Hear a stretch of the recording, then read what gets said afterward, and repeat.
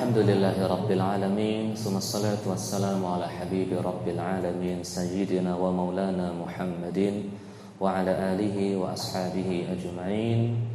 Allahumma allimna ma yanfa'una wa anfa'na bima 'allamtana wa zidna ilman wa hudan wa tuqan wa salahan. Innaka waliyyu dzalika wal qadiru alaih. Mubarakun alaikum asy-syahrul karim. Ja'alallahu wa iyyakum minal qa'imin as-sha'imin al-maqbulin.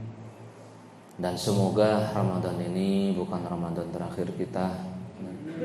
Semoga kita panjang umur, sehat dalam keistiqomahan. Amin ya rabbal alamin. Ikhwani wa akhwat al-'azzah rahimakumullah jami'an. Insyaallah kita lanjutkan kajian fikih manhaji tentang mandi, tentang sebab-sebab mandi. Sebab yang pertama sudah kita jelaskan, yaitu al-janabah. Yang kedua adalah sebabnya haid. Kemarin sudah kita jelaskan juga hal-hal yang dilarang bagi orang dalam kondisi janabah. Yang kedua adalah haid. Ya, haid dibahas di Kitabut Thaharah. Haid ini yang mengalami perempuan ya sebenarnya. Laki-laki tidak mengalami haid, Pak Prapto ya. Tapi Pak Prapto punya istri yang mengalami haid. Dan haid ini berkaitan dengan banyak hukum, banyak sekali. Dengan sholat, dengan puasa, berkaitan juga dengan haji kan, berkaitan dengan perceraian, berkaitan dengan iddah, dan banyak hal yang berkaitan dengan haid. Karenanya meskipun kelihatan sepele gitu, apa sih ngurusin darah haid yang keluar dari perempuan? Karena berkaitan dengan hal-hal yang besar, makanya dibahas oleh para ulama. Imam Ad-Darimi Asy-Syafi'i, saya disebutkan oleh Imam An-Nawawi dalam kitab Al-Majmu', nulis hukum khusus terkait dengan haid itu 2 jilid tebel. Itu khusus haid 2 jilid tebel-tebel. Oleh Imam Nawawi 2 jilid ini diringkas dalam kitab Al-Majmu' Syarah Muhadzab. Ketika ngeringkes 2 jilid ini masih ketebelan, kata beliau, hukum haidnya masih ketebelan ini. Akhirnya di hari beliau ringkes lagi ini. Kitab Majmu'nya diringkes lagi, cara mensarahnya itu diringkes lagi. Dan ringkesan yang kedua inilah kita temukan masih ratusan halaman membahas tentang haid. Dan uniknya selama saya berinteraksi dari Sumatera, di Jawa, di Bekasi sini, belum pernah ketemu ustazah, sosok perempuan yang benar-benar memahami darah yang keluar dari dirinya sendiri dan mampu mengajarkannya ke sesama ummahat, sesama akhwat. Itu belum nemu. Nggak tahu kenapa ya. Justru yang paham para ulama yang notabene adalah laki-laki gitu. Padahal laki-laki ya tidak keluar darah haid. Itulah keunikannya ya. Masya Allah, luas dan dalamnya ilmu ulama-ulama kita itu. Meskipun tidak haid, tapi kalau menjelaskan haid itu luar biasa, sangat mendalam dan luas sekali. Nah, penjelasan yang mendalam luas tadi itu tidak dibahas di fikih manhaji dan tidak akan kita bahas karena akan pusing. Kebanyakannya iftiradat, mungkin kejadian, tapi kejadiannya tadi tidak banyak. Solusinya kalau memang ibu-ibu ada kasus dari permasalahan kasuistis gitu, yang tidak tahu jawabannya seperti apa ini masalah haid, japri saja ya. Japri. Kalau malu ke saya, ke anak mertua saya, ada nggak anak mertua saya? Belum ada ya. Ke anak mertua saya, istri saya maksudnya, japrinya nanti saya jawab, oh hukumnya seperti ini. Karena ini fikih manhaji sebagai dasar, ya kita bahas hal-hal yang lumrah, yang selayaknya diketahui oleh masyarakat secara umum. Haid fil lughati sayalan, yuqalu hadal wadi ay idza sala, maksudnya haid itu secara bahasa mengandung makna mengalir. Dalam bahasa Arab disebut hadal wadi. Lembahnya mengalirkan air itu disebut hadal wadi. Lembahnya lagi haid begitu. Jadi secara bahasa haid itu adalah mengalir. Dan fi syar'i, dalam syariat haid itu adalah damun jibillah, ai khilqatun wa tabi'ah, yaitu darah kebiasaan, darah yang lumrah. Normalnya perempuan mengeluarkan darah ini, yaitu darah kebiasaan. Taqtadihi ittiba'u salimah, sebagai konsekuensi sehatnya seorang perempuan. Iya kan? Justru perempuan kalau nggak haid sehat atau sakit? Sakit, malah nggak subur. Ciri-ciri perempuan itu subur, dia haid kan gitu. Kalau tidak haid berarti tidak subur. Yang keluar yakhruju min aqsa rahmil mar'ati ba'da bulughiha ala sabili sihhati fi awqatin ma'lumah. Yang keluar dari aqsa rahmil mar'ah, keluar dari rahim bagian dalam.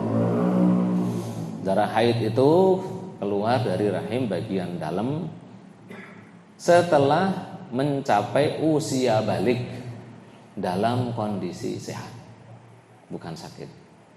Ya, keluar dari rahim bagian dalam setelah mencapai usia balik dalam kondisi sehat pada waktu tertentu, enggak selamanya. Biasanya berapa Bu? Sepekan ya. Biasanya sepekan. Ya kurang, mungkin lebih mungkin. Pernah punya teman haidnya itu istrinya 2 pekan. Katanya haidnya 2 pekan. Baik, dalilnya haid mewajibkan mandi itu apa? Yang pertama Al-Quran. Allah berfirman, A'udzubillahi minasyaitonirrajim. Wa yas'alunaka 'anil mahid qul huwa adhan fa'tazilun nisaa fil mahid wa la taqrabuhunna hatta yatahurn fa idza tatahharna fa'tuhunna min haitsu amarakumullah. Dan mereka bertanya kepadamu tentang haid, katakanlah wahai Muhammad, haid itu adalah adza, kotoran. Fa'tazilun nisa fil mahid, maka jauhilah perempuan dalam kondisi haid. Jauhilah di sini maksudnya jangan digauli, bukan berarti terus pisah rumah gitu ya. Nah, maksudnya jangan dicampuri. Wala taqrabuhunna hatta yatahurn, jangan dekat-dekat kepada mereka sampai mereka suci. Kalau sudah suci, fa idza tatahharna fa'tuhunna min haitsu amarakumullah. Kalau sudah mereka bersuci, jadi sudah berhenti dulu, sudah suci, baru mereka bersuci. Bersuci di sini maksudnya adalah mandi. Jadi mewajibkan mandi. Ini lafaz bisa dimaknai dengan dalalatul iqtida. Dalam dalalah pembahasan dilalatul alfaz di usul fikih ada dilalatul iqtida. Ini maksudnya ya enggak sempurna maknanya tanpa dimaknai ada perintah mandi dulu. Itu satu makna. Atau bisa dimaknai ini lafadznya berbentuk khobar, tapi maknanya adalah insya. Lafadznya jika mereka mandi, jika mereka sudah mandi baru campurilah mereka. Sama seperti wal mutallaqatu yatarabbasna bi anfusihinna thalathata quru. Dan perempuan-perempuan yang diceraikan, mereka menunggu dulu sebelum nikah lagi 3 quru. Enggak disebutkan mereka harus nunggu, itu enggak disebutkan. Tapi maknanya mereka harus nunggu gitu loh. Ya.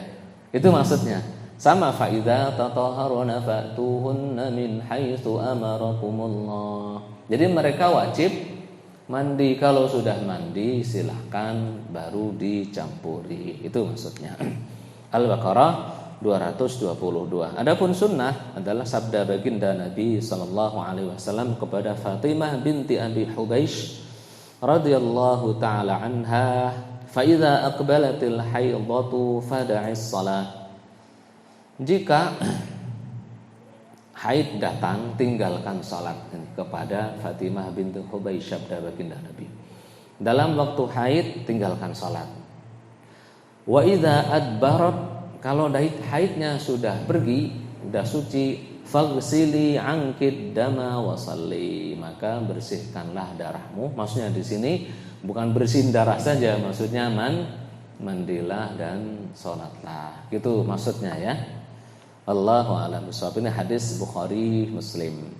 Kemudian seluruh ulama juga sepakat bahwa orang haid kalau sudah selesai haidnya, ketika ia mau melaksanakan ibadah atau mau dicampuri oleh suaminya, maka wajib mandi. Itulah mengapa haid mewajibkan mandi. Paham ya? Pengertian secara bahasa, secara syar'i, dalil yang mewajibkan mandi bagi orang yang selesai haid.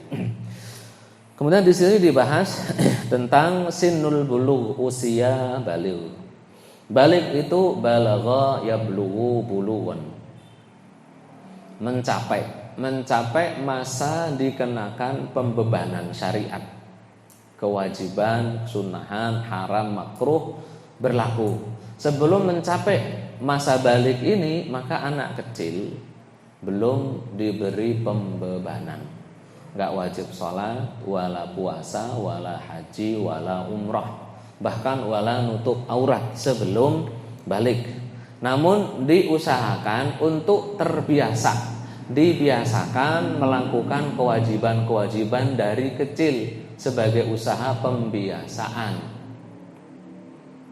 Jilbab dari sebelum balik diusahakan dijilbabi, ya, dilatih untuk jilbab. Kenapa? Kita tidak ada undang-undang yang mewajibkan perempuan balik memakai jilbab. Betul? Ada undang-undangnya enggak? Enggak ada. Berbeda dengan di Arab. Setahu saya di Arab Saudi ada gitu. Ada undang-undangnya. Perempuan balik wajib menutup aurat secara syar'i, di sana ada. Karena konstitusinya adalah Al-Quran dan Sunnah, menggunakan pemahaman mazhab Ahmad bin Hambal gitu. Jadi wajib, kalau sudah balik wajib memakai jilbab. Anak kecil belum wajib berpuasa, kita usahakan dibiasakan untuk melatih puasa. Belum wajib sholat, dibiasakan untuk sholat. Kalau memang sudah bisa diajari untuk diam di masjid, meskipun masih kecil, diajak ke masjid biar terbiasa dengar adzan. Kalau udah dengar adzan berarti laki-laki ke masjid. Biasakan seperti itu. Ya.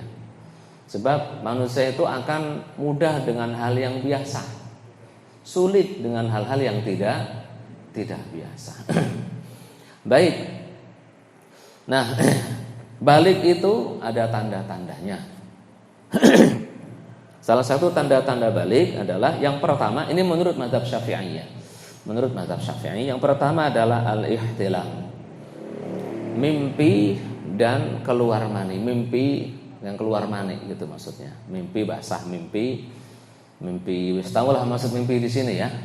Insyaallah, meskipun setua Pak Najib masih ingat Pak Najib insyaallah ya. Dulu baliknya kapan gitu ya.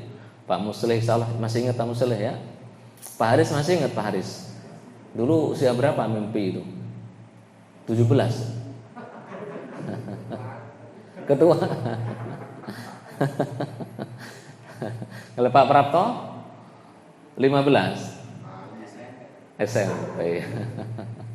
SMP. Baik. Nah, jadi yang pertama adalah ihtilam, mimpi basah. Seperti itu.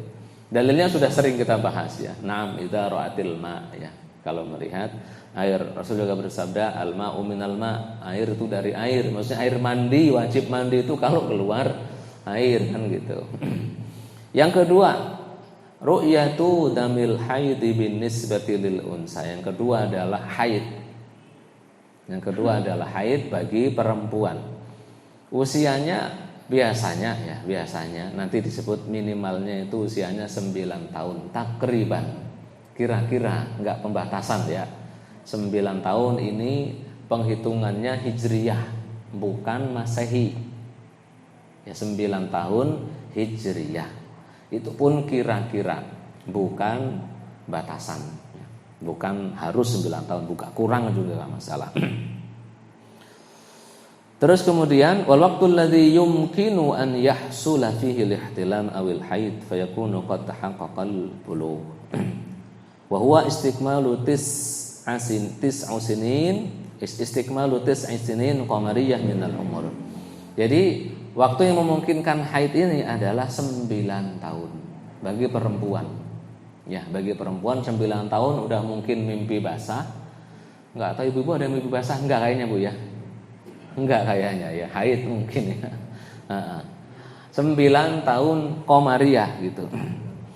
Kemudian boleh maju, boleh berakhir sedikit ya, enggak masalah ya. Jadi minimalnya 9 tahun berdasarkan penelitian. Ini juga ada riwayat dari Bunda Aisyah radhiyallahu taala anha, kalau perempuan sudah usia 9 tahun, beliau mengatakan fahiyam ro'ah, maka dia adalah wanita dewasa. Karenanya beliau itu maksudnya campur dengan baginda Nabi usianya berapa? 9 tahun. Kalau nikahnya dengan Nabi usia berapa? Berapa? Halo? 6 tahun. Ya, usianya 6 tahun. Ada yang berusaha menakap ini, mengkritik riwayatnya Bukhari. Masa riwayat Bukhari dikritik? Ini riwayat Bukhari sahih. Dan seluruh ulama sepakat. Imam Nawawi nukil bahwasanya seluruh umat itu talaqqatil ummatu sahihal Bukhari bil qabul. Kalau lebih maknanya seperti itu, bil qabul. Jadi sahih Bukhari dan Muslim itu disepakati diterima sahih semuanya. Ya enggak usah dikritik lagi. Lah masa 6 tahun dinikahkan? Kan gitu. Gini, ketika kita memahami sebuah teks, jangan komparasikan sebuah peradaban yang pernah berlalu dan itu bukan peradaban kita. Secara psikologis berbeda, iya kan? Secara letak geografis berbeda. Jangan disamakan antara persepsi kita orang sini dengan orang sono zaman dahulu gitu loh. Beda. Tiap masa itu punya peradaban masing-masing gitu. Ya zaman dulu anak usia 12 tahun nikah itu lumrah. Laki-laki 12 tahun nikah itu lumrah. Coba buka ya, seingat saya sejarahnya Amr bin As. Jadi jarak antara dia dan Abdullah anak pertamanya itu cuma 13 tahun. Jaraknya begitu. Jadi nikah 6 tahun itu biasa lumrah. Cuma ya karena belum haid, belum dicampuri. Nah, campurinya usia 9 tahun. Karena memang di Arab 9 tahun anak perempuan haid itu lumrah. Tidak tahu kalau di Indonesia ada 9 tahun haid. Mungkin ada ya, mungkin sangat-sangat mungkin ada.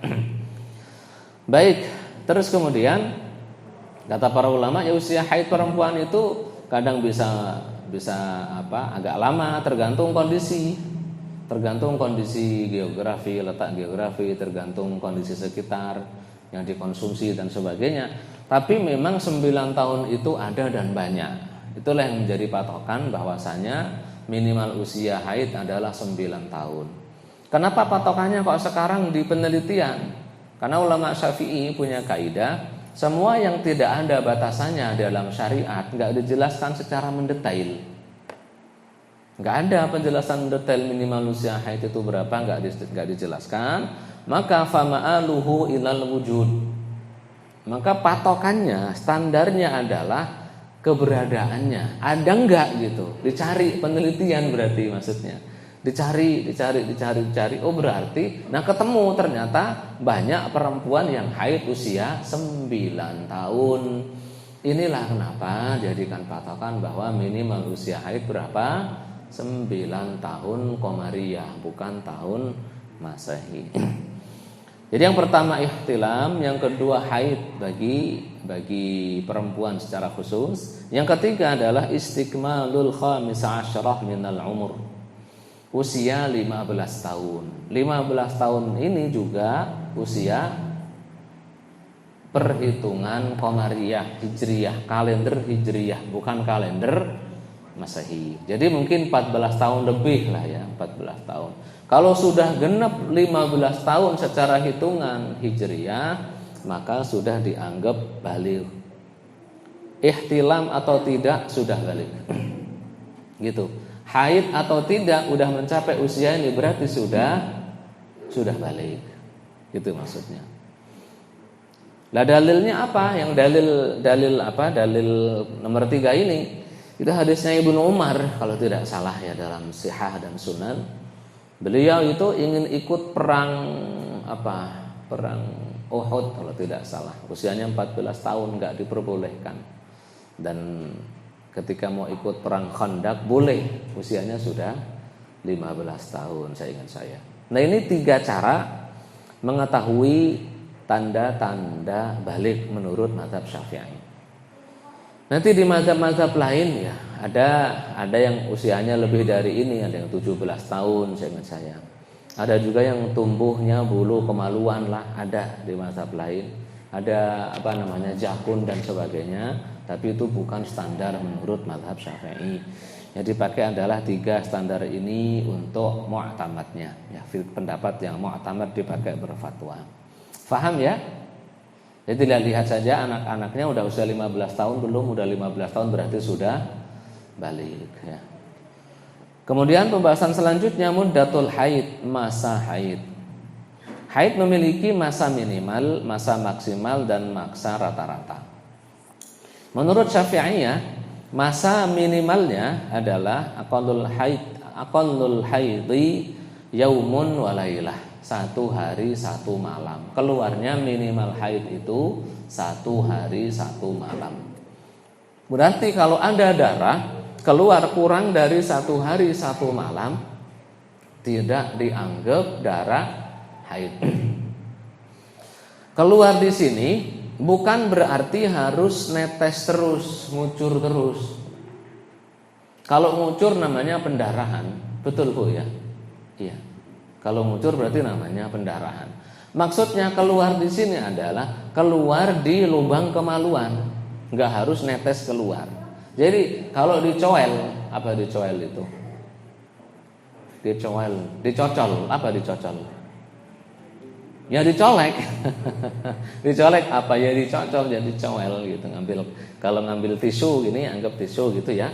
Terus kemudian dicoelin ke dalam kemaluannya. Kalau masih merah itu berarti masih keluar namanya. Tidak harus netes. Jadi minimal sehari semalam itu harus minimal keluar, bukan berarti harus mengalir, enggak seperti itu maknanya. Paham ya? Enggak harus mengalir terus. Baik, terus kemudian muddatul quswa, al-muddatul quswa, masa maksimal keluar haid menurut ulama Syafi'iyah adalah berapa? 15 hari, 15 malam. Ya, 15 hari, 15 malam. Masa lumrahnya sepekan. Ya, 6 atau 7 hari. Itu masa minimal keluarnya haid. Masa lumrahnya keluar haid adalah 1 pekan. Sampai sini paham? Saya ulangi, masa minimal keluarnya 1 hari 1 malam. Masa maksimalnya 15 hari 15 malam. Terus masa lumrahnya biasanya berapa? 1 pekan. Dan menurut mazhab Syafi'i, seseorang meskipun punya kebiasaan sepekan, punya kebiasaan 8 hari, 9 hari, setelah itu kok masih keluar darahnya, maka dia tetap dihukumi haid. Ya, sampai berapa? 15 hari, 15 malam. Paham sampai sini? Saya ulangi. Kalaupun punya kebiasaan 7 hari, 8 hari, 6 hari, biasanya sudah suci. Ini kok keluar lagi? Ditunggu sampai masa maksimal berapa? 15 hari. Gitu. Kalau sudah masa 15 hari, maka hari yang ke-16-nya sudah dianggap suci meskipun darahnya masih keluar. Yang lebih dari 15 hari tadi disebut dengan darah istihadah, darah penyakit. Jadi perempuan wajib mandi, kemudian wajib sholat, Setiap mau sholat nanti akan ada pembahasannya, harus bersuci, cebok, pakai pembalut, baru sholat. Begitu setiap hari sholat harus bersuci, nggak harus mandi, sekedar bersuci, cebok, terus pakai pembalut dan sholat. Itu yang terkena istihadah. Faham ya? Nah terus seperti ini. Bagi perempuan yang bisa membedakan warna darah haid, warna darah istihadah, bagaimana? Gini, kalau dalam mazhab Syafi'i, menyebut fulanah lah, fulanan si A, itu punya kebiasaan 7, dan dia bisa membedakan darah haid itu warnanya biasanya gelap, betul Bu ya? Gelap ya. Merahnya tuh merah kehitam-hitaman. Cara keluarnya juga beda, betul Bu ya? Ada rasa sakit, ada rasa anget-anget panasnya kan gitu. Betul enggak Bu? Kok ditanya pada diem saja ibu-ibu ini? Gitu kan cara keluarnya ya. Kata para ulama seperti itu gitu, kata para ulama. Nah terus kemudian setelah kebiasaannya selesai gitu, anggap biasanya 8 hari. Setelah itu keluar darah, warnanya kok beda gitu. Warnanya kok beda. Tetap kalau di mazhab Syafi'i dia disuruh nganggap itu haid. Warnanya kok beda gitu ya. Disuruh tetap nganggap itu haid. Sampai 15 hari kok masih keluar. Setelah 15 hari itu dia wajib sholat. Nah, dari hari yang ke-9 itu kan dia bisa membedakan. Darah haidnya ya berarti yang 1 sampai 8 saja itu. Karena sono itu keluarnya kondisinya hitam gitu, gelap. Terus keluarnya juga rasanya panas. Nah setelah hari ke-8 yang ke-9 kesini kok enggak. Nah disitulah dia wajib mengqadha. Karena sebenarnya itu bukan haid. Faham kira-kira? Seperti itu. Nah terus kemudian yang suka menjadi polemik adalah bagaimana kalau perempuan haid 5 hari, kemudian sucinya berapa Bu biasanya? Sucinya 6 hari gitu ya, suci atau suci 4 hari, kemudian keluar lagi. Ini gimana ngitungnya? Di dalam mazhab Syafi'i ini ada 2 qaul. Qaul yang pertama disebut dengan qaul bis sahab. Qaul yang kedua qaul bit talfiq. Ada penanya mana ya? Ada.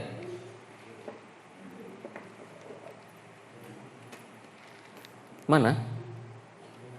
Itu ada yang minta minjem.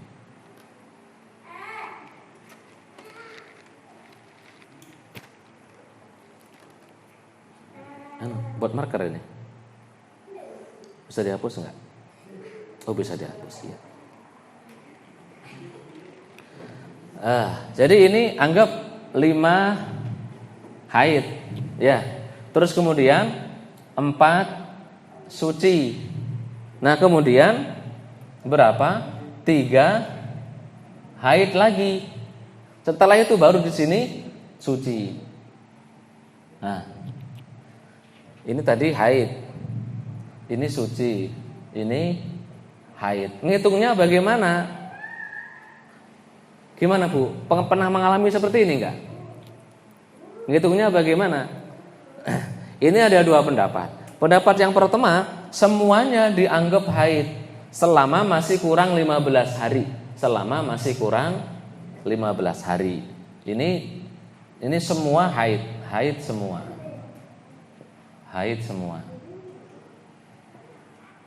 Ini disebut dengan pendapat namanya sahab. Sahab. Jadi ditarik semuanya jadi haid. Meskipun di sini ada waktu sucinya kan. Kalau Ramadan gini, karena suci 4 hari, mungkin di sini sudah puasa. Betul apa enggak? Karena namanya sudah suci, 5 hari kok berhenti, dicolek, sudah benar-benar bersih. Gitu. Ya udah puasa. Suaminya juga sudah nyampurin, ya lumrah kan gitu. Nah, keluar lagi. Ini berarti udah 9 hari gitu ya. Setelah 9 hari, hari ke-10, lah keluar lagi. Gitu. Ini menurut pendapat pertama, ini justru yang mu'tamad, yang dipakai fatwa dalam mazhab Syafi'i ini ya. Semuanya dianggap haid. Jadi puasa yang sampean lakukan tadi 4 hari ini harus diqadha. Meskipun sudah puasa. Lah, biar Pak Ustadz sudah puasa dalam kondisi suci kok masih suruh mengqadha. Itu di mazhab Syafi'i sepertinya dipakai fatwanya yang mu'tamad. Mudeng? Ya kenapa? Karena ini masih belum 15 hari. Berarti darah yang ketiga ini adalah darah haid yang belum tuntas. Nah, waktu antara haid ya berarti haid, begitu. Kata pendapat yang pertama. Mudeng, Bu? Ada pertanyaan? Iya. Gimana, Bu? Pas masa yang ini ya malah suruh sholat. Kan suci. Kan suci kondisinya. Udah didulek apa namanya? Dicowel ya, udah dicowel kan? Udah dicowel dan bersih gitu. Berarti ya memang secara hukum kan bersih. Disuruh ya sholat ya puasa. Keluar lagi. Ini nanti 4 hari ini disuruh mengqadha. Mudeng? Mengqadha puasanya. Kalau sholat mah kagak. Iya, kan sudah puasa juga disuruh mengqadha. Karena dianggap haid. Iya, tetap qadha. Ini udah sampean sudah puasa, Bu. Karena kondisinya kan suci. Udah mandi, udah campur dengan suami, udah puasa. Keluar lagi. Ya sudah, masa suci ini meskipun sudah puasa tetap disuruh qadha. Paham ya? Halo? Pak Nandan enggak kata Pak Nandan. Enggak, berat. Hah? Iya, karena belum 15 hari. Kan masa maksimalnya berapa? 15. Ini belum 15. Itu dalilnya gitu ya, pendapat yang pertama. Mudeng enggak? Pendapat yang kedua, ini dihukumi haid. Ini suci. Ini haid. Jadi haidnya adalah 5 tambah 3 sama dengan 8. Ini saja yang haid. Pendapat kedua. Ya, saya ulangi. Pendapat yang kedua, yang haid ya haid, yang suci ya suci. Ini haid lagi ya haid. Digabungin haid dengan haidnya 5 tambah 3 sama dengan 8. Wong 5 tambah 9. Nah, ini pendapat ini disebut pendapat namanya talfik. Talfik. Nah, ini pendapat namanya talfik. Terus terang gitu ya. Terus terang, saya itu lebih senang pendapat yang kedua. Saya pribadi, meskipun saya tidak haid gitu, saya lebih senang pendapat yang kedua gitu. Meskipun tidak mu'tamad, masih dalam fikih Syafi'i ini. Cuma tidak untuk berfatwa atas nama fikih Syafi'i. Diamalkan boleh ya boleh, karena masih dalam mazhab Syafi'i. Kenapa saya lebih senang pendapat kedua? Zaman dulu mungkin jarang kasus seperti ini, mungkin jarang. Zaman dulu ya, haid 5, suci 4, haid lagi 5. Zaman dulu mungkin jarang. Dulu kan belum ada pil KB, belum ada kan? Belum ada suntik KB, belum ada ya? Belum ada spiral, nggak ada kan? Nggak ada. Nah, sekarang ada. Hormon-hormon tersebut terkadang mempengaruhi siklus menstruasi dari kaum ibu. Nah, berfatwa dengan yang pertama ini ya kalau kasuistis cuma sedikit yang mengalami, mungkin masih gampang. Nah, sekarang itu sepertinya seolah-olah yaummu bihil balwa. Banyak sekali yang mengalami, betul Bu? Iya. Karena suaminya juga kasihan kalau punya anak banyak, gitu lah. Suaminya juga kadang suaminya mau punya anak banyak, istrinya yang nggak mau ngelahiran terus menerus, akhirnya pakai alat pengatur kehamilan. Ya udah, konsekuensinya terkadang siklus haidnya yang terganggu. Jadi saya pribadi itu mengamalkan yang kedua. Yang haid ya haid, yang suci ya suci. Yang sudah puasa 4 ini enggak dikontok ya enggak, gitu. Kalau pakai pendapat kedua, wong sudah puasa dalam kondisi suci kok ya. Kenapa disuruh mengkontok? Tuh buktinya suaminya juga halal kan gitu. Halal nyampuri karena memang sudah suci. Wallahu a'lam. Paham, Bu? Pilih mana, Bu? Piye toh ini? Pilih yang enak-enak terus ini kan. Mau diajari ustadznya ini gitu. Ustadznya yang ngajari. Enggak, kalau saya lihat ya kondisinya sekarang tuh banyak sekali yang mengalami gitu loh. Kasihan. Ya kalau cuma 4. Nah kalau di sono keluarnya cuma berapa? Keluar 5, di sini sucinya 6 gitu kan. Kan udah 11. Keluar lagi cuma 2 di sini. Udah puasa 6 hari, Bu. Disuruh kontok lagi. Kelenger enggak itu ibu-ibu? Ya kelenger juga gitu ya. Wallahu a'lam bishawab. Paham ya? Baik. Itu ya mungkin yang perlu diketahui ya, minimal haid, maksimalnya gitu, minimal maksimalnya, terus lumrahnya, terus bagaimana kalau kejadian seperti ini. Itu saja ya. Pendalamannya ya datang aja ke rumah kalau ada kasus gitu, datang aja ke rumah nanti bisa dijelaskan insyaallah. Kalau jelasin juga enggak habis-habis. Terus kemudian aqallu tuhri bainal haidataini 15 yauman. Masa minimal suci itu 15 hari. Kalau pakai pendapat ini yang ini kan masa maksimal haid kan 15. Berarti masa minimal suci juga harus 15 hari gitu. Lah terus masa maksimal suci itu berapa? Bebas, enggak ada batasan. Ya. Masa maksimal suci itu enggak ada batasan. Ada perempuan seumur hidupnya enggak pernah haid, ada? Ada, Bu? Kok yang dijawab bapak-bapak ini? Ada enggak, Pak? Ada ya, ada. Ada ibu-ibu haid, begitu melahirkan nyusuin enggak haid-haid itu. Bertahun-tahun. Ada, Bu? Ada seperti itu. Jadi memang masa maksimal suci itu tidak ada batasannya ya. Boleh seumur hidup juga boleh gitu.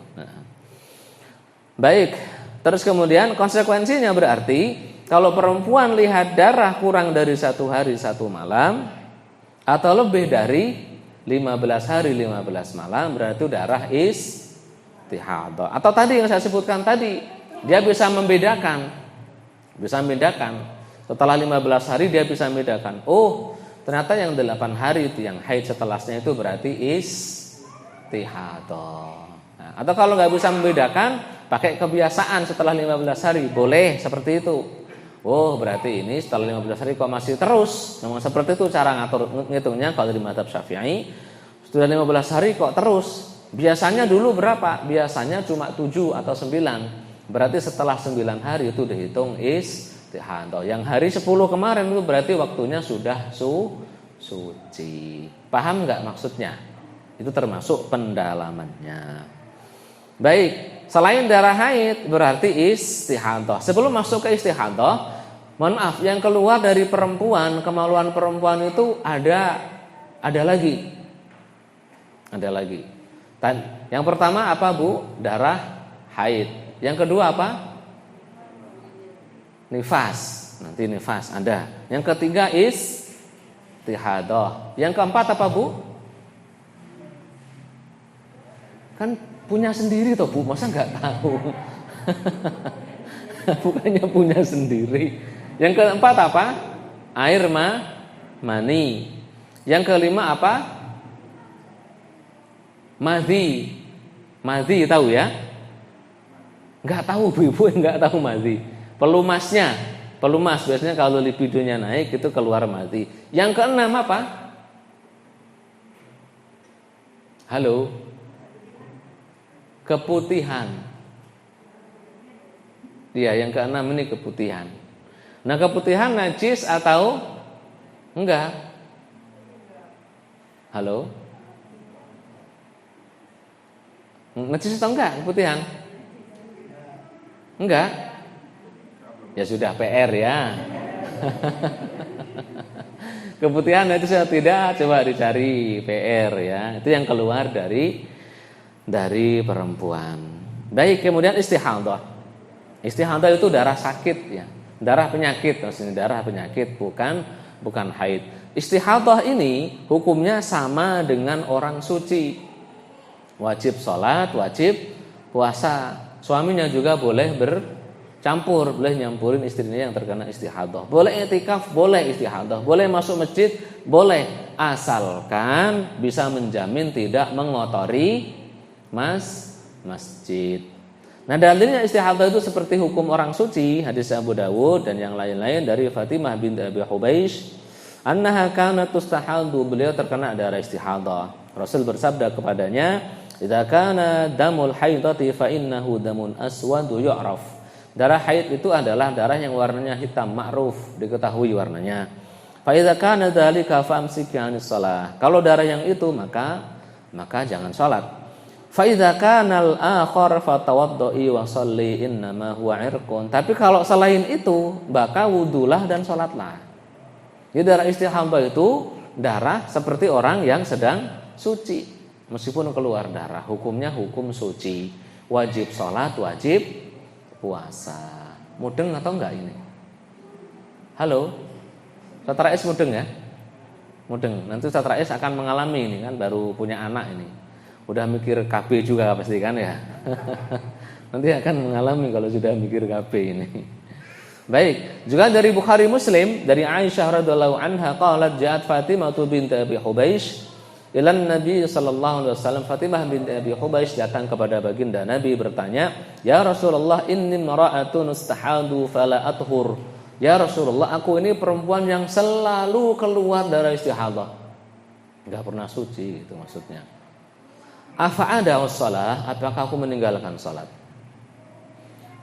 Rasul bersabda, la innama dzalika 'irqun wa laysa bil haidah. Tidak, itu 'irqun, itu darah penyakit, bukan haid. Fa idza aqbalatil haidatu fatrukis shalah. Yang kalau yang datang haid, maka tinggalkan salat. Fa idza dzahaba qadruha. Kalau sudah datang kira-kiranya, ini yang tadi saya jelaskan. Jadi kalau keluar terus dikira-kira kemarin berapa gitu. Tapi nunggu 15 hari di mazhab Syafi'i.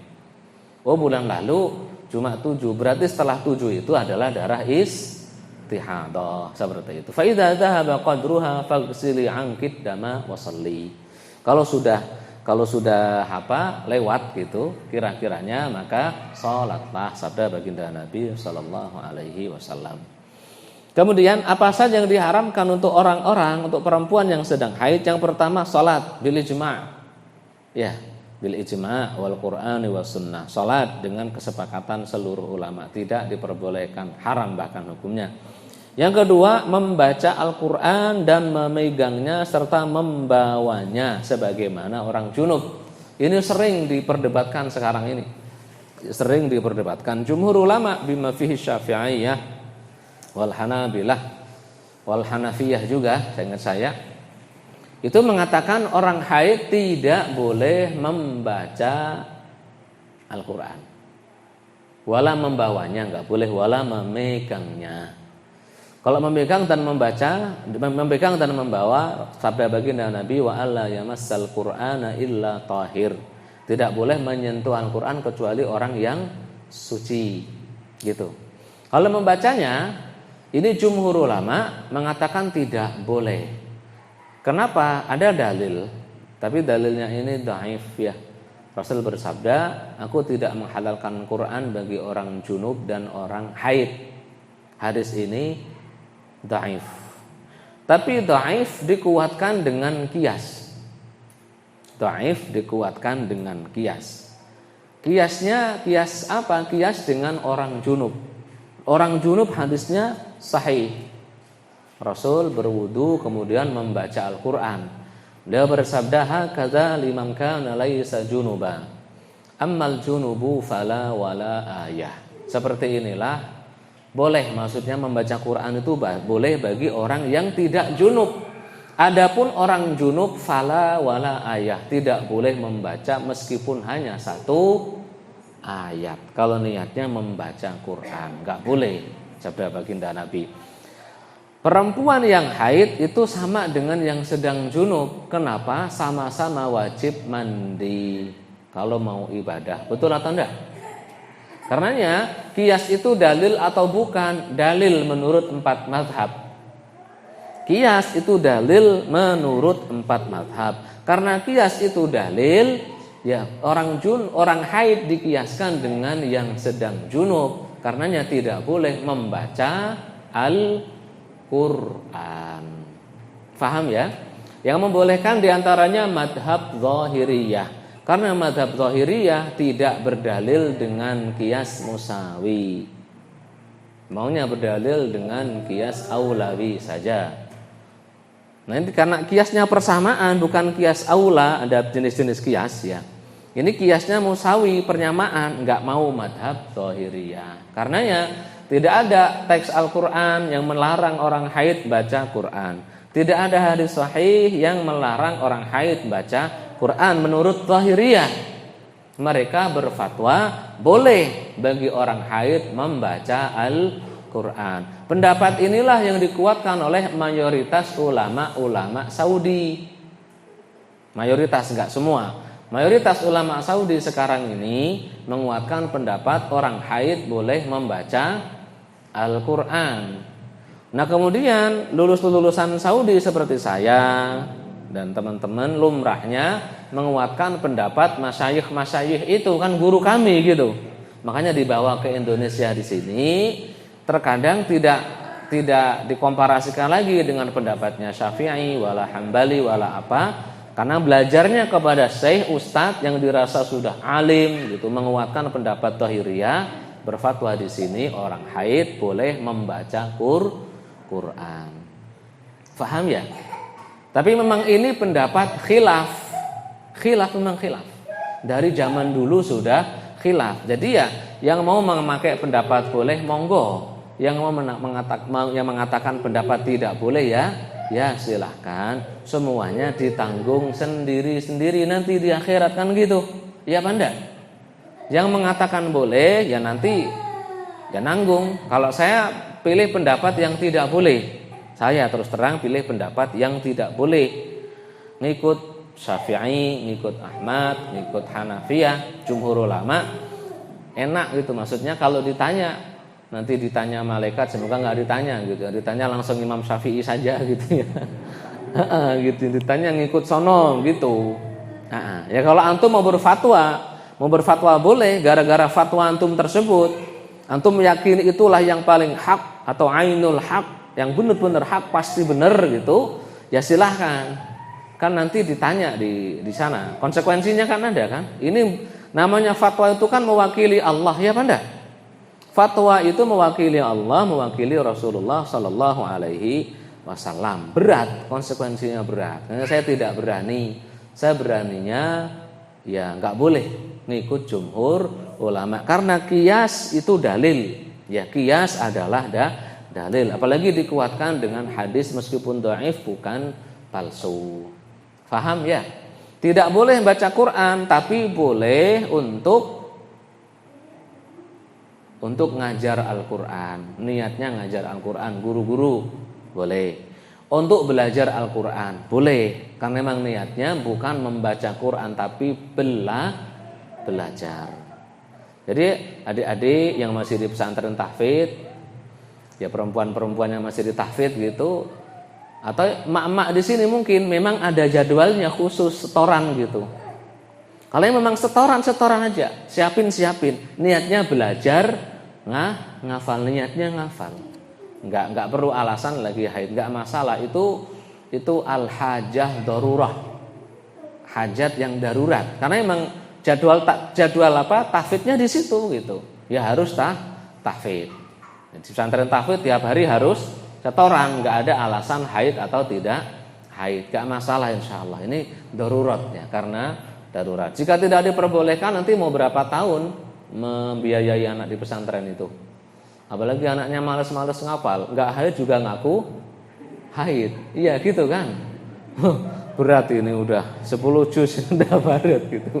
Nggak haid ngakunya haid. Lalu terus kiainya gimana ini? Ustazahnya gimana ngaku haid? Makanya jadi mazhab Syafi'i pun boleh kalau niatnya itu untuk belajar atau mengajar ya. Wallahu alam. Biasa begitu juga boleh kalau niatnya zikir. Yang haid boleh kalau bukan baca Quran, zikir yang dari Quran itu boleh jika niatnya memang zikir di pagi dan petang, kan ada dari Qurannya ya. Ya jika niatnya zikir itu tidak apa-apa. Dan jangan lupa zikir. Sebab perempuan yang haid itu jika lupa dengan zikir sudah tidak sholat kan gitu. Udah tidak sholat, tidak puasa, tidak baca Quran, tidak zikir. Biasanya secara psikologinya rentan diganggu gitu ya. Diganggu makhluk-makhluk yang ya tahulah maksudnya ya gitu ya. Diganggu makhluk-makhluk yang seperti itu. Wallahu a'lam bishawab. Itu apa namanya? Yang dilarang. Yang ketiga adalah al-muqsu fil masjid lal ubur fih. Jadi berdiam diri di masjid bolehnya sekedar lewat, enggak masalah ya. Sekedar lewat enggak masalah. Jadi perempuan haid itu dari zaman baginda Nabi memang sudah sebuah hal yang diketahui halayak ramai bahwa perempuan tidak boleh masuk ke masjid dari zaman Nabi. Buktinya dalam hadis riwayatnya Imam Muslim dan yang lain-lain juga, Ibunda Aisyah itu diminta untuk mengambilkan khumrah. Khumrah itu sejenis sajadah untuk sholat gitu. Ibunda mengatakan, "Inni haid, saya sedang haid." Rasul bersabda, "Inna haidhataki laysat fi yadik." Haidmu itu kan tidak di tanganmu. Jadi Bunda Aisyah datang ngambilin khumrah tadi itu sejenis sajadah, diulurkan ke Nabi. Nabinya dari dalam masjid, Ibunda Aisyah dari luar masjid. Mudah enggak? Jadi zaman dulu memang sudah seperti itu. Perempuan haid tidak boleh masuk masjid kecuali sekedar lewat. Faham ya? Taib. Kemudian yang keempat adalah tawaf. Sepakat ini juga para ulama sepakat perempuan haid tidak boleh tawaf. Ya. Lah terus bagaimana zaman sekarang ini kalau mau ke Saudi mau haji lagi, duit lagi ya.